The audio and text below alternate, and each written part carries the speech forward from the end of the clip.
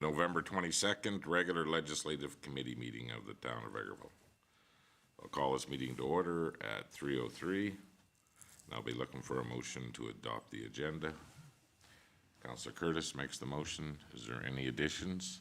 Hopefully. No deletions. All those in favor? Carried. Next is the adoption of the minutes of our last regular legislative meeting. Councillor Bullock makes the motion. Any errors or omissions within those minutes? Seeing none, all those in favor? Carried. So no delegations, no director reports. Let's move right to the round table discussions. And for that, we're going to start with Councillor Worrell. Well, it seems to be the theme. I haven't heard from a lot of residents. Just a couple of things I did hear on the feedback from our very Vegreville Christmas. Sounds like we had lots of people out and was nice. I did hear from a couple that surprisingly we always, I think, try to hit Saturdays, but there was some that said that it just seems Saturday's a little harder at this time of year. So there was some talk about Friday nights for parades and whatnot, and I said I would share that. And then the one other thing that they brought forward was that they thought that the craft center was amazing, that it was really good, well set up, but almost thought with all of the hard work that the vendors do, it would have almost been nice to have a 2-day option for them. So I did hear that, and I heard from actually 2 or 3 people really amazing kudos to I guess I'll call it art gallery set up at the library. They said it was like wonderful, and they actually felt like they were actually going into a true art studio, and would have even been happy to see that slightly extended. So wanted to share that feedback. So far we haven't had a lot of snow or anything yet, so not a lot of complaints from anyone. That's all I got. Okay, Councillor Lemko. Thanks, Your Worship. I'll echo on Councillor Rora's comments about the very Vegreville Christmas. I'd like to send a thank you out to Sandra for organizing the decorating of the float and getting that all done. I'm not sure how long it took you, but I know when Council did it, it took a fairly long time, and it was nice that we didn't have to decorate it this year. And the parade route was very nice. The kids were out there in full force and very excited. And we want to thank Santa for coming out early to shake hands and wave. So it was nice. Thanks to CEO Leggett's couple of boys out there helping us hand out candies and stuff. So it was a great evening. And also kudos to Director Lefebvre that we were walking on the road and it was right down to the pavement. No ice and no slippery. So that was good. I have another item, Your Worship. It's the Vegreville area stands with Ukraine. We had a meeting last night and we talked about how successful our endeavors have been. We have met our goal of bringing in families that we had hoped to bring and used $50,000 worth of donations, and we continue to have more families coming. I believe we have 8 more on the books to come. Our funding is getting sparse to bring more in, but that the board is, or the committee's adamant to move forward in the new year with a fundraising effort. And some of the struggles are housing. There's not a lot of housing available for rent in the community, so we'll be reaching out to the community to look at maybe sponsoring a family, and it's probably short term. Because they want to find their own way after 3 months. Because we have some now that have been in our rentals and they're finding places of their own, and as we can bring. So kudos to the committee, the work that they've done behind the scenes, and not a lot of the community is aware of the amount of work that's been done by this group. I believe we have close to 24 families and more to come, looking at close to 70 people that are here. And that's only the ones that have touched the committee. There's others that are here. So there's a big, strong Ukrainian contingent from Ukraine here in the community. So kudos to the committee will continue, and we'll be reaching out to the community and looking for donations and support again as we continue to bring those folks here. I don't have much more, Your Worship. Thank you very much. Councillor Barry. Thank you, Your Worship. Good news stories as well.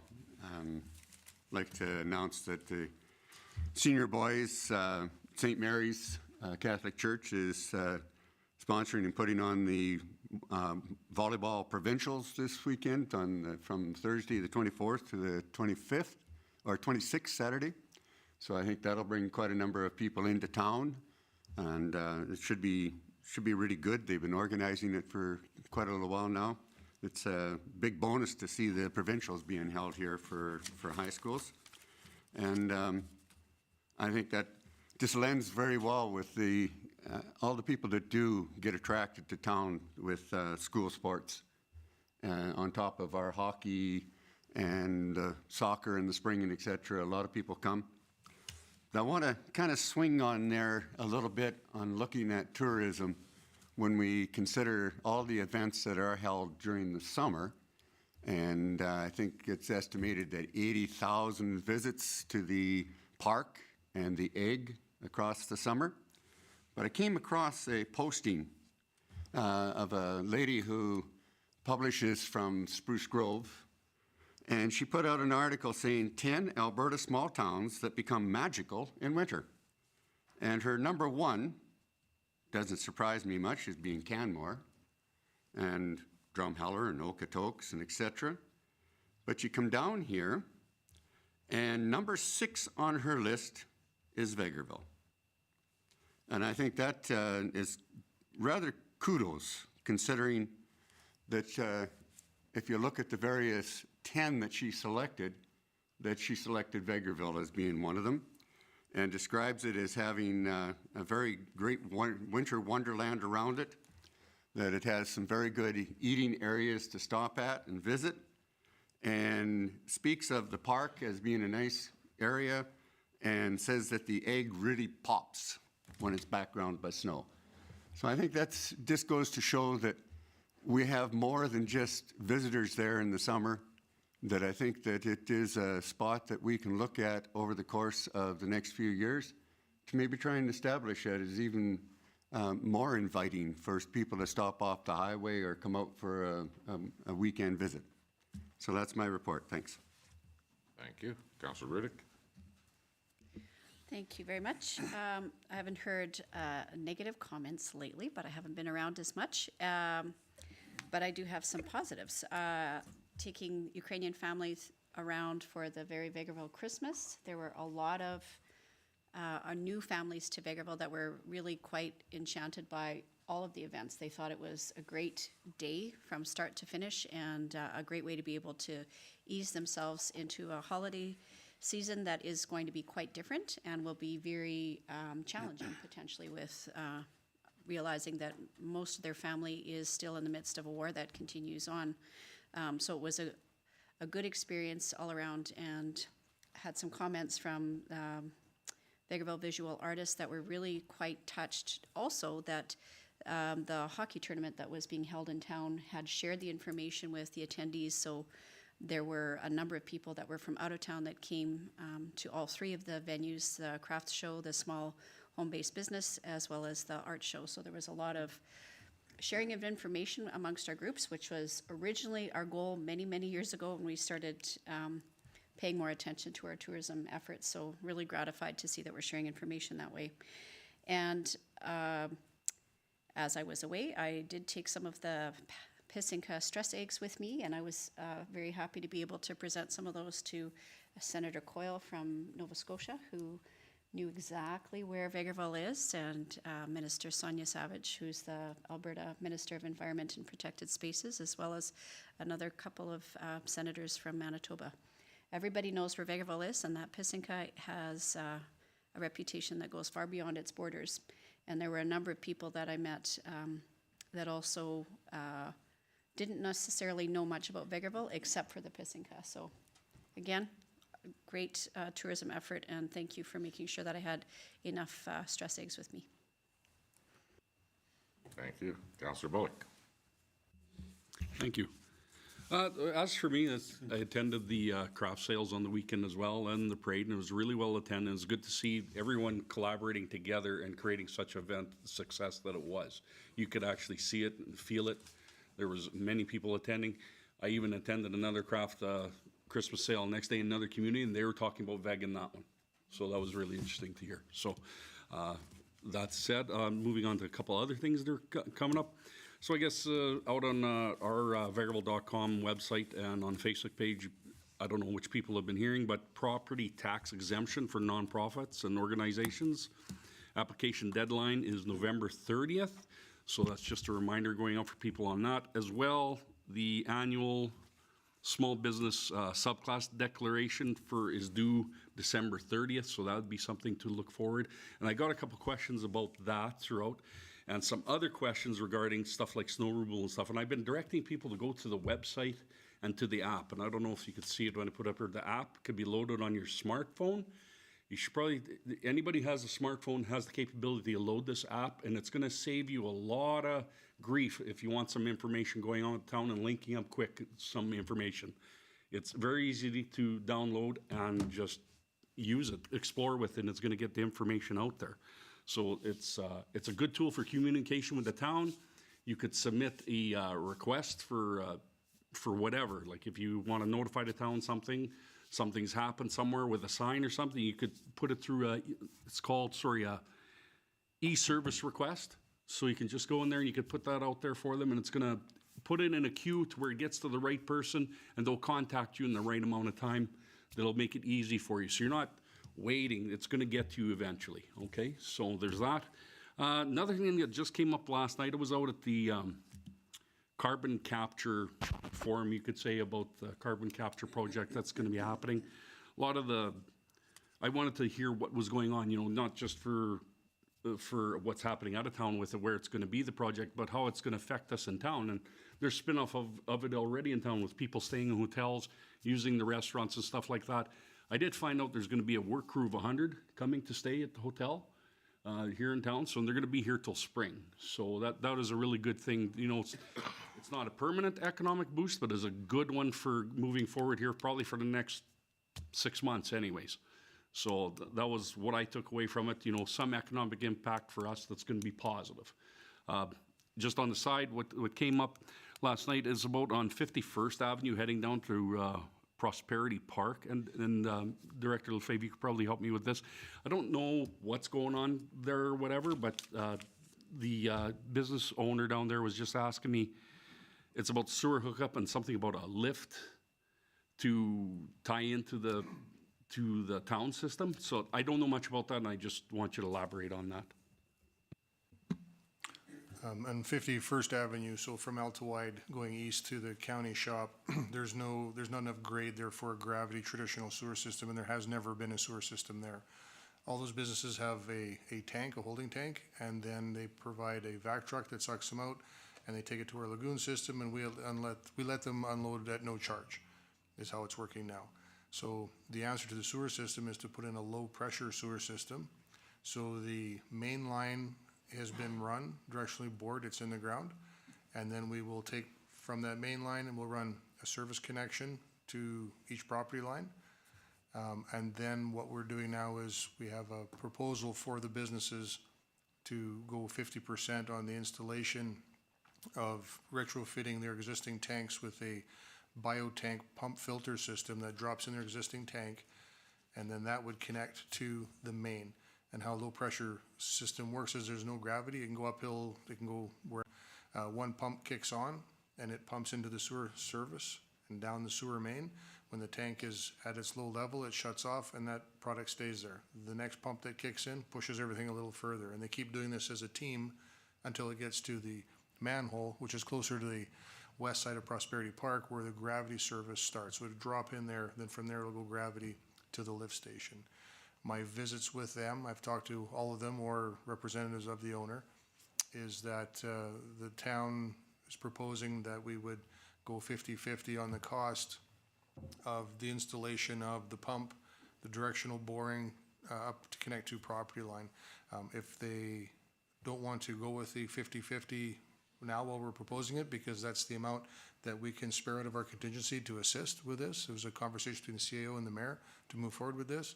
If they're not prepared to do it now, that's fine. They don't have to connect to the sanitary system. They continue hauling with their vac trucks if they like. So we're not forcing or pressuring anybody. So if they connect now, we can take a benefit of 50% rebate, if you will, on the install. Or if not, then they can do it down the road if they want, or never do it if that's what they want to do.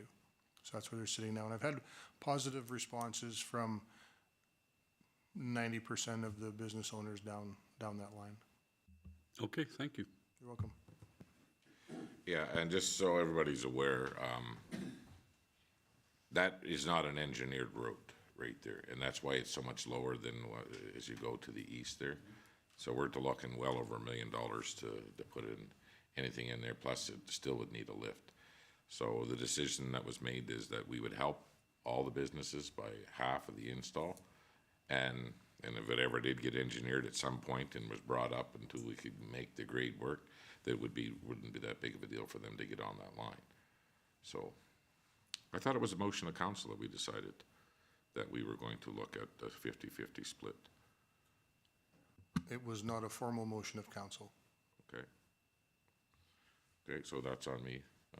There was some money left in the contingency fund, and we offered it to the businesses that we would split the money if they wanted to get in on that. I mean, otherwise, it would be a lot of money to. But good question. I've talked to a few of them down there too, and I know that Dale has engaged every one of the businesses there about how it's going to work. They're going to get a new water service coming in with the right shut-off valve outside, located where it should be, and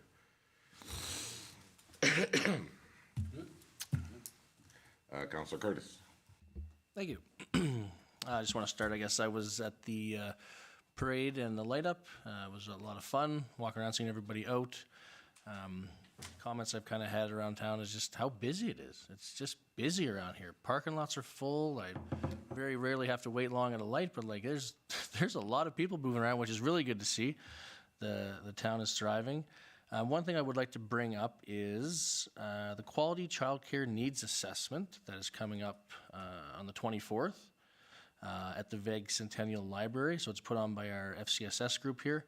And the goal is to discuss current and emerging needs, as well as explore the opportunities to improve accessibility, affordability, and quality of childcare in the VEG area. I know it's a hot topic around here. We have a lot of families moving, and sometimes it's very difficult to arrange childcare. So this is kind of a get the conversation started, see where we can go. So 7 o'clock at the VEG Library on the 24th, and hope to see families and members of the community out that have ideas and thoughts on how we can make this better for everybody. Well, hopefully you'll be inviting the MLA and the MP. Oh, all of them, yep. Perfect. Excellent. Okay. So basically, Councillor Barry's little report there, the Vegreville Small Communities Top 6, that's very nice. I was approached by a downtown business owner who would like to canvass the downtown businesses to buy some speakers and install them and play some Christmas music. And it would be a project that would be ongoing for a few years or whatever. And he's asked me if we would be willing to do the in-kind work to hang the speakers if they provided the brackets. So that's something that we need to talk about. First of all, he's not going to go out and canvass the other businesses if they're in favor of it until he gets a decision of council that we would support it by in-kind work with our bucket truck or a lift or something to install the brackets and a few speakers on each side. So I don't know where you guys are at with that or what your thoughts are, but I don't know who that would fall to Public Works or who does the banners. That's the Parks and Facilities.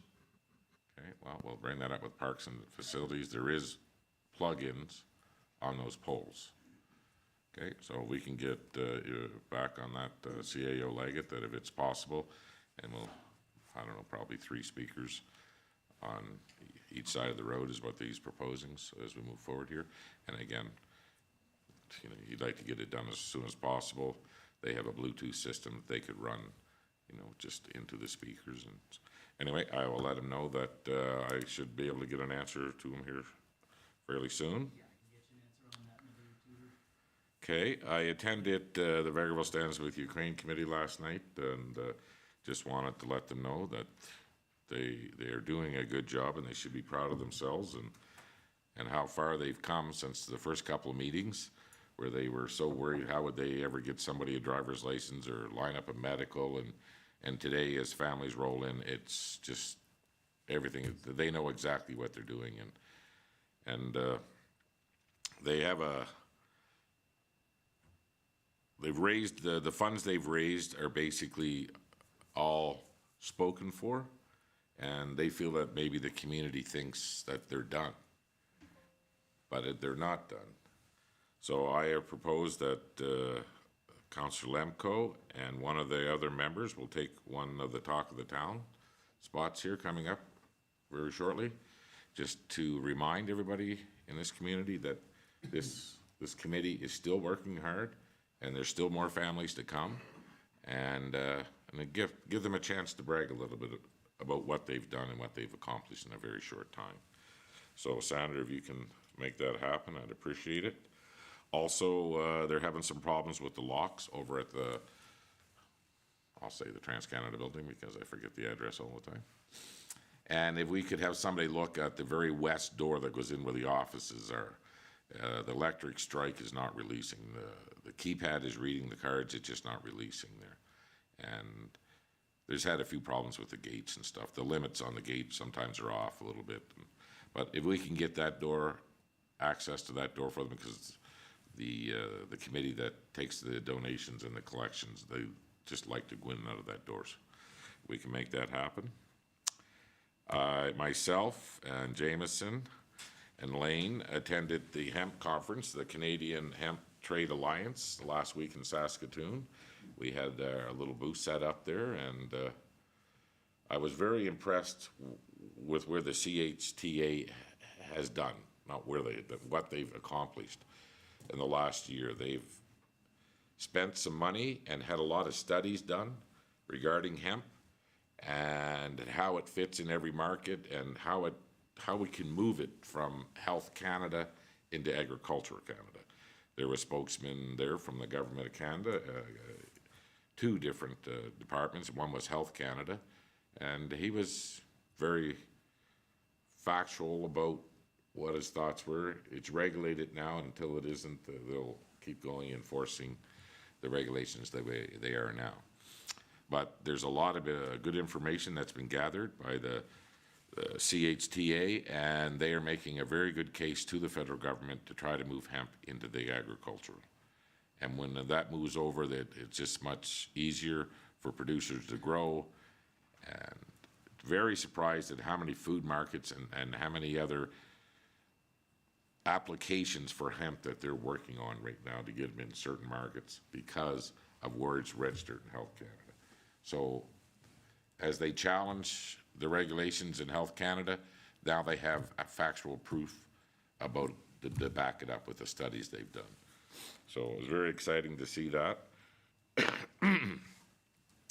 And I want to thank Jameson and Lane. They were nice partners, and they got a few days in the hemp industry. They they know every part of the hemp industry now, and they met some of the bigger players in the hemp industry. And this is the first time in a long time that I felt a lot more positive about where the industry is going. And there was a few complaints about how slow it takes, or where this whole thing moves along.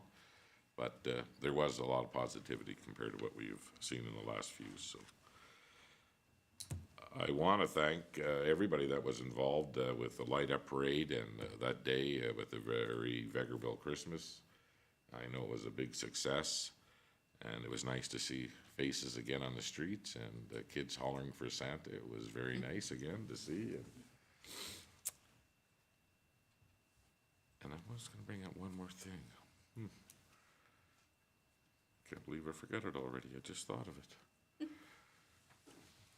Oh, it will come to me. But that's my report in the round table. So we'll move on to director's highlights, and we'll start with Director Saskew. Thank you, Your Worship. Me and Dale are racing now. I have an update here. So I have submitted the monthly report for October, November 22 for ISIP. So claim number 10 was for a total of $2,083,000.18. Of that, 50% funded through ISIP, which is $1,041,509. And the remaining was 16.67 STIP MSI in town, which is approximately $347,000 each. In total, ISIP grant to date is about $3 million that we've received, and that's out of the 4.9 million total. So we still have possibly one bigger claim for the remainder of the year for the rest of the work, and then the remainder will be deferred into 2023 for work to be completed. So that is what I have for corporate services highlights, other than budget. So that's coming next. Excellent. Director Lefebvre. Thank you, Your Worship. The STIP grant application was submitted for the park entrance, so that was completed and done. The Alberta Municipal Water and Wastewater Program grant application is due on November 30th. We're working on it. We do realize, and you realize, that the grant application was postponed from 2022 to 2023. So we are very busy right now just making sure that the budget numbers are accurate. The numbers we're using were just over a year old, and we know with what's been going on, it's time to revisit that. So when we apply for the grant, we're going to be in good shape when we get it. The ISIP, Investing in Canada Infrastructure Program, is still not, the site is still not open for this new, for that portion of the grant, so we can't apply yet, but we are ready for it when it does open. And outside of that, I have the landfill report. We've finished the review of it, and I did send it back one more time. It's because I want to include the fact of what the impact recycling has on our landfill, the positive impact that recycling has, and have it so we actually have numbers that because we recycle at this amount and this tonnage over this many years, it's bought us this many years, if you will, of extended life at the landfill, because I think it's very important. It was all molded in, but I wanted to pull it out so it's like a standalone thing you could read on the document. So we're pretty happy with what we got. The preliminary numbers are looking really well for the town of Vegreville, and quite happy to, when this is done and it's reading well, to distribute it to council. Excellent. Any questions? I do have a question. Go ahead. I did have somebody ask about the auction for the older equipment. Yes. Is that something that we share ever? I know that you had reported that bids were received and items were sold. Is there anything that we can share with the public afterwards, like how much was actually dispersed, how much was actually raised? Yes, I can. It's public information once the draw date's finished, so it's available to anybody that wants to view it. We have a spreadsheet that we've laid out that has who bid on what and what the final price was, for sure. Did you want that as a report to council?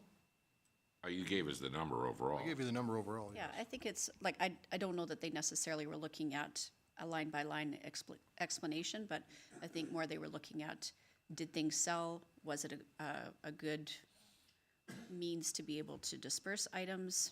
How often do we do this? I think they were just surprised to see that we do this. I know that we have done this in the past, but with the advancement of social media being Yes. able to push it, I think they were aware in a different way than They were may have been very in the aware, past. and we thanked our Jameson Brown very much because it received a lot more attention than it ever has. The last sale was in 2017, I believe.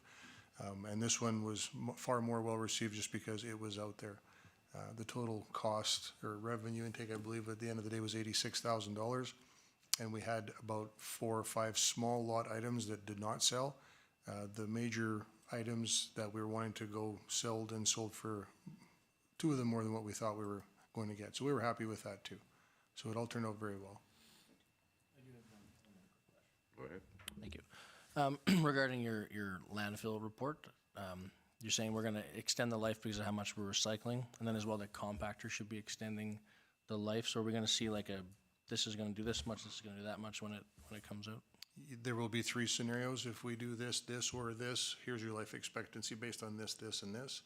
So I've already shared with Director Saskew the low end of years of life left based on the cost to close the landfill and to maintain closure. so that she's now prepared better in the budget for our post-closure costs that we have to put away annually. So even though the report isn't completed, those numbers are still good, so we've sent them off as a worst-case scenario. So it's already been useful. And regarding the landfill, last time we had a minister, Nixon, was here, and we toured him of the landfill and stuff. And there, we are gonna have an ask of the provincial government when we redesign the entrance and the way that we're gonna be taking in materials and stuff. So when do you think that we'd be able to see a report or something on that, what the whole look was gonna be? In the landfill report, this is a draft version right now, is the layout. There is an estimated cost to construct. It's not a pre-tender cost, but there's an estimated cost to construct. The layout's there, the changing of the scale, the changing of how we dispose of and transport on our own materials to the top, to the working phase, is all in the report. So it is lengthy and it's good information in it. Well, great, then I can hardly wait to get the new minister and make sure that they're aware of, you know, I think he said 1 million, or maybe that was me that said 1 million, but their share, but we'll actually remind them. Dale, I want you, Director Lefebvre, December the 6th at 10 o'clock, I'm gonna need support by one of the members of your staff. I have a meeting with Minister Dreeshen on our forced sewer main, and I just would like to have somebody there that has the stats and to make sure that I'm saying exactly what I should be saying, I guess is the way to put it, but And that was December 6th at 10 o'clock, and I'll probably just be in, it's gonna be a Teams meeting, Director, so I'll just be in the Economic Development room, but the boardroom. All right, thank you. Thank you. No other questions of Director Lefebvre? Okay, CAO Leggett. Thank you, Your Worship. So before I jump into the action item sheet there, just a note of thanks from me too. As you guys had mentioned, I attended the parade. It was my first one here in town, and I've attended quite a few parades in my municipal career so far. That was one of the better ones, so kudos to everybody who came out and put the time in to put a float together and help out, and definitely a thanks from me to all the staff who assisted in that event. I want them to know that we definitely appreciate that. So, well done. On the action item list, super short and sweet. Do have a couple of updates, I guess, from the one that's on the agenda here, and that would be just number 32, the streetlights at Sunrise Lake. Those are fully complete, installed, and ready to go now. Nice to see that wrap up just before the end of the year. Unfortunately, the BMX pump track initiative looks like we're going to be pushing that off until 2023 here. The weather kind of caught us off guard. Highway signage is underway, and then the most recent one was add rec facilities on the website for over the Christmas break, and we brought that up at the SMT meeting here this week. Staff's discussing it right now, so those should be up within a week or so. And so manager of Parks and Rec is just discussing what he wants to do in terms of hours there, but the facility hours will be posted. That's it for me. Any questions? We gotta get you some more action. I know, we gotta make this. Time for a bunch of Hold it, we do have a question. I do have a question. I had somebody ask, I should have brought this up at my roundtable, about whether or not we sell corporate memberships to our gym and rec facilities. We haven't in the past. We usually do a family day sale, and sometimes at the end of the year, the manager will sometimes do a sale.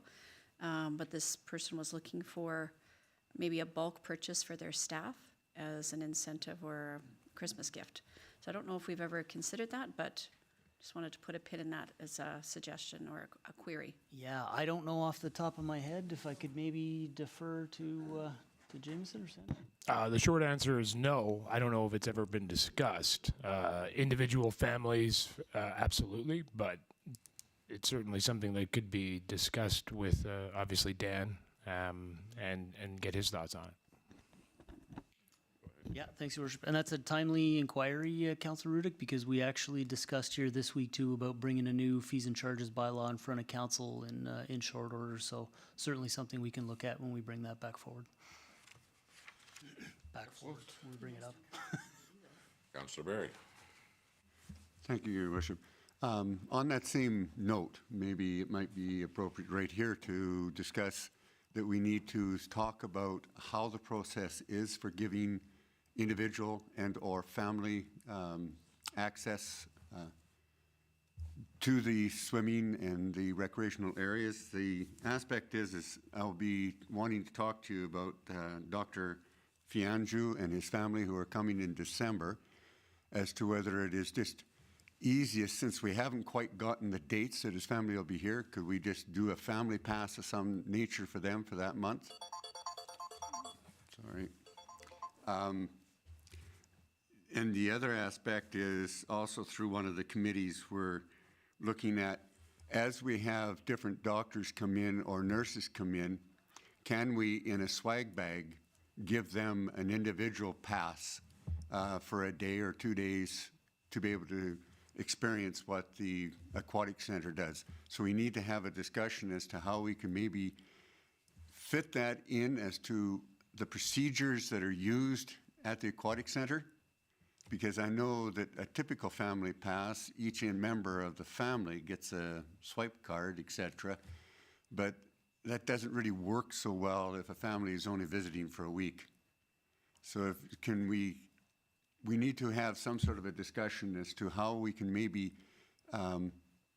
try and help out the committee for attraction, retention, etc., in terms of trying to impress upon these students when the student nurses or medical students come in and are staying in town for a few months, how we can try and impress upon them and give them access to a pass, or when a doctor's family who we want to encourage to reconsider where they live in the future and maybe move here, can we impress upon them and give them a quick short pass?